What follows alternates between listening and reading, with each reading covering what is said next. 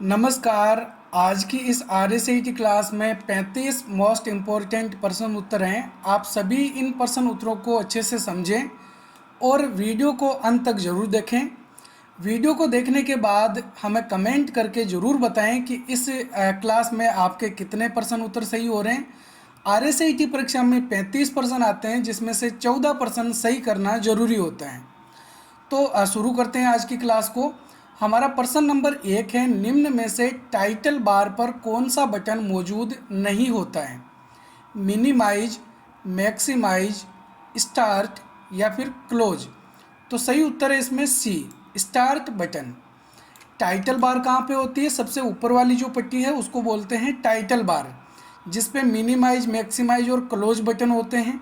Start button जो है वो टास्क बार पे होता है। अगला प्रश्न नंबर 2 है, सभी आधुनिक कंप्यूटर निम्न में से किस पर कार्य करते हैं? डेटा, फील्ड, वर्ड या फिर इंफॉर्मेशन। तो सही उत्तर है इसमें ए, डेटा।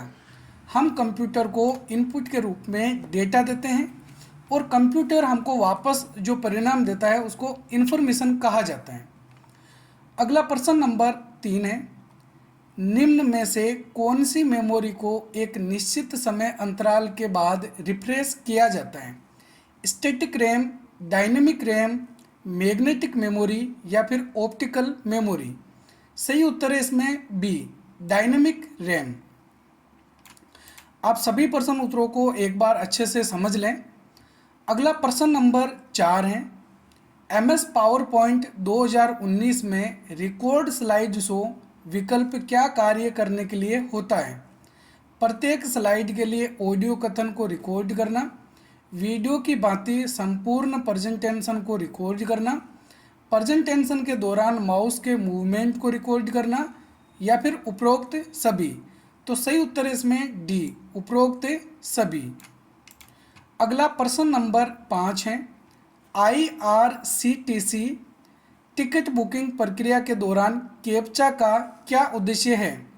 पैसेंजर का सत्यापन करना, भुगतान की पुष्टि करना, टिकट को रद्द करना, स्वचालित बोर्ड्स को रोकना। तो सही उत्तर है इसमें डी, स्वचालित बोर्ड्स को रोकना। सभी प्रश्न उत्तर नए सिलेबस पे आधारित हैं, तो प्रश्नों को अच्छे से समझना बहुत ही ज़रूरी है। और क्योंकि इस बार एग्ज़ाम जो है अपना वो भी नए सिलेबस पर ही होने वाला है। अगला प्रश्न नंबर 6 है, राजस्थान में जन आधार कार्ड योजना में नामांकन के लिए कौन पात्र होता है? सिर्फ महिलाएं, केवल बच्चों को, केवल वरिष्ठ नागरिकों को या फिर सभी राजस्थान के निवासियों को? तो सही उत्तर इसमें क्या होगा? जन आधार कार्ड में कौन अपना नामांकन यानी रजिस्ट्रेशन करवा सकता है, अपना नाम ऐड करवा सकता है? तो इसमें सही आंसर है डी, राजस्थान के जो सभी निवासी हैं वो अपना जन आधार कार्ड में नाम ऐड करवा सकते हैं, अपना जन आधार कार्ड बनवा सकते हैं। अगला प्रश्न नंबर 7 है, निम्न में से थर्मल, लेजर और इंकजेट प्रिंटर क्या है? Impact printer, non impact printer, उपरोक्त दोनों, इम्पैक्ट और नॉन इम्पैक्ट प्रिंटर या फिर उपरोक्त में से कोई नहीं। तो सही आंसर है इसमें B, non impact printer. Impact printer वो होते हैं जो पेज पर वार करके प्रिंट करते हैं। तो थर्मल, लेजर और इंकजेट ये नॉन इम्पैक्ट प्रिंटर होते हैं। अगला प्रश्न नंबर 8 है, निम्न में से सोशल नेटवर्किंग साइट का उदाहरण कौन सा है? फेसबुक, ट्विटर, इंस्टाग्राम या फिर उपरोक्त सभी। तो सही उत्तर है इसमें डी, उपरोक्त सभी। ये सभी सोशल नेटवर्किंग वेबसाइट के उदाहरण हैं। ध्यान में रखना है, ट्विटर को अब एक्स के नाम से जाना जाता है। आज शाम 6 बजे हमारी लाइव क्लास आने वाली है, तो एक बार लाइव क्लास में भी ज़रूर जुड़ें। अगला प्रश्न नंबर 9 है, दस्तावेज में मार्जिन छोड़ने के लिए किस पट्टी को प्रयोग किया जाता है? Status bar, scroll bar, ruler bar या फिर टास्क बार। तो सही उत्तर है इसमें सी, रूलर बार। पेज में मार्जिन छोड़ने के लिए रूलर बार का प्रयोग किया जाता है, जो कि स्केल जैसी पट्टी होती है। अगला प्रश्न नंबर 10, ईमेल के साथ भेजी गई फाइल का आकार अधिकतम कितना होता है? 1024 KB, 10 MB, 25 MB या फिर 15 GB। तो जो भी हम ईमेल भेजते हैं उसके साथ में जो फाइल अटैच करके भेजते हैं जिसको अटैचमेंट्स कहा जाता है, तो अटैचमेंट्स की मैक्सिमम साइज जो है वो 25 MB की होती है। 25 MB से बड़ी कोई फाइल हम एक साथ ईमेल में नहीं भेज सकते। लेकिन अगर हम जीमेल का प्रयोग करते हैं तो 25 MB से बड़ी फाइल भी अटैच की जा सकती है। वो फाइल अपने आप ही गूगल ड्राइव लिंक का प्रयोग करके शेयर हो जाती है। और अगर हम जीमेल का प्रयोग कर रहे हैं तो जीमेल के अंदर मैक्सिमम हमको जो स्टोरेज मिलता है वो 15 GB का होता है, तो ये भी याद रखना है। अगला प्रश्न नंबर 11 है, निम्न में से कौन सा वर्ड प्रोसेसिंग सॉफ्टवेयर नहीं है? माइक्रोसॉफ्ट वर्ड, वर्डपैड, नोटपैड या फिर लिब्रे ऑफिस राइटर। तो सही उत्तर है इसमें सी, नोटपैड। नोटपैड एक बेसिक टेक्स्ट एडिटर प्रोग्राम होता है, यह वर्ड प्रोसेसिंग प्रोग्राम नहीं होता है। अगला प्रश्न नंबर 12 है, फोल्डर के अंदर बनने वाला फोल्डर क्या कहलाता है? Main folder, internal folder, under folder या फिर सब फोल्डर। तो सही उत्तर है इसमें डी, सब फोल्डर। फोल्डर के अंदर बनने वाला फोल्डर सब फोल्डर कहलाता है। अगला प्रश्न नंबर 13, माउस के बाएं बटन को जल्दी जल्दी 2 बार दबाना क्या कहलाता है? Right click, double click, single click या फिर लेफ्ट क्लिक। तो माउस के बाएं बटन को जल्दी जल्दी 2 बार दबाना, इसको डबल क्लिक करना कहा जाता है। और माउस के राइट वाले बटन को दबाना यानी कि दाएं बटन को दबाना, इसको राइट क्लिक करना कहते हैं। अगला प्रश्न नंबर 14, निम्न में से आउटपुट उपकरणों का सही विकल्प कौन सा है? हमको बताना है इनमें से कौन से केवल आउटपुट उपकरण हैं। Printer, plotter, speaker, monitor, scanner, projector, headphone, keyboard, joystick या फिर ऑल ऑफ द अबव यानी कि सभी आउटपुट उपकरण हैं।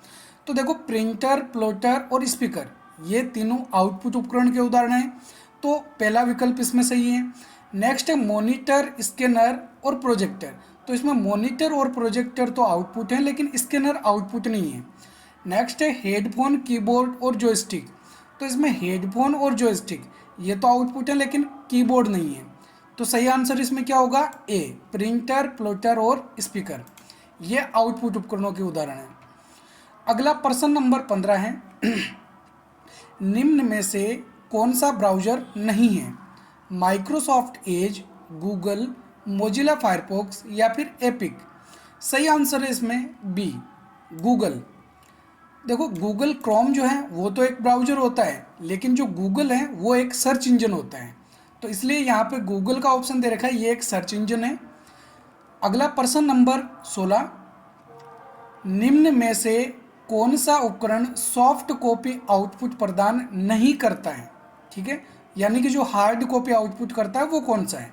मॉनिटर, प्रिंटर, प्रोजेक्टर और स्पीकर। सही आंसर होगा इसमें बी, प्रिंटर। प्रिंटर जो हमको आउटपुट देता है वो हार्ड कॉपी होता है, वो सॉफ्ट कॉपी नहीं होता है।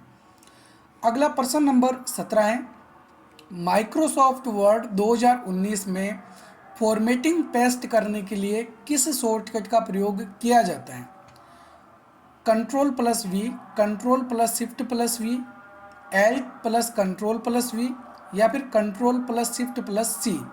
तो देखो, फॉर्मेटिंग कॉपी करने की शॉर्टकट कुंजी Ctrl+Shift+C होती है और फॉर्मेटिंग पेस्ट करने की शॉर्टकट कुंजी Ctrl+Shift+V होती है। अगला प्रश्न नंबर 18, निम्न में से कौन सा मोबाइल ऑपरेटिंग सिस्टम का प्रकार नहीं है? Windows 11, Apple iOS, Windows phone operating system या फिर एंड्रॉयड। तो सही आंसर होगा इसमें ए, विंडोज 11। यह मोबाइल ऑपरेटिंग सिस्टम का प्रकार नहीं है, इसको डेस्कटॉप कंप्यूटर में यूज किया जा सकता है। और ये भी ध्यान में रखना है, वर्तमान में विंडोज़ का जो सबसे लेटेस्ट वर्जन है वो विंडोज 11 है। अगला प्रश्न नंबर 19 है, भारतीय रेलवे के संदर्भ में पीएनआर क्या है? रेलवे अधिकारी का पहचान पत्र, सार्वजनिक नाम आरक्षण, व्यक्तिगत राष्ट्रीय रिकॉर्ड या फिर यात्री का नाम रिकॉर्ड। तो सही उत्तर इसमें डी, यात्री का नाम रिकॉर्ड। पीएनआर की फुल फॉर्म होती है पैसेंजर नेम रिकॉर्ड। क्या होगी? Passenger name record. अगला प्रश्न नंबर 20 है, निम्न में से क्लाउड स्टोरेज कौन सा है? Compact disc, hard disk drive, Google drive या फिर फ्लॉपी डिस्क। तो सही उत्तर है इसमें सी, गूगल ड्राइव। यह एक क्लाउड स्टोरेज का उदाहरण है। क्लाउड स्टोरेज ऐसा स्टोरेज होता है जो कि ऑनलाइन होता है। Google drive, Microsoft one drive और ड्रॉप बॉक्स, इसके अलावा डिजी लॉकर, ये क्लाउड स्टोरेज के उदाहरण होते हैं। अगला प्रश्न नंबर 21 है, रैम द्वारा बार बार प्रयोग की गई सूचनाओं को कौन सी मेमोरी में संग्रहित किया जाता है? ROM, cache memory, hard disk drive या फिर all of the above.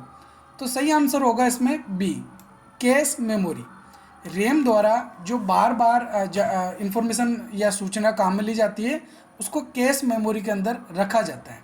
RAM की फुल फॉर्म होती है रैंडम एक्सेस मेमोरी, रोम की फुल फॉर्म होती है रीड ओनली मेमोरी। अगला प्रश्न नंबर 22 है, निम्न में से सूचना का समूह किसे कहा जा सकता है? फाइल, फोल्डर, प्रिंटर या फिर डेस्कटॉप। तो सही आंसर है इसमें ए, फाइल। फाइल को सूचना का समूह कहा जा सकता है क्योंकि जो फाइल होती है उसके अंदर काफ़ी सारी सूचनाएं होती हैं।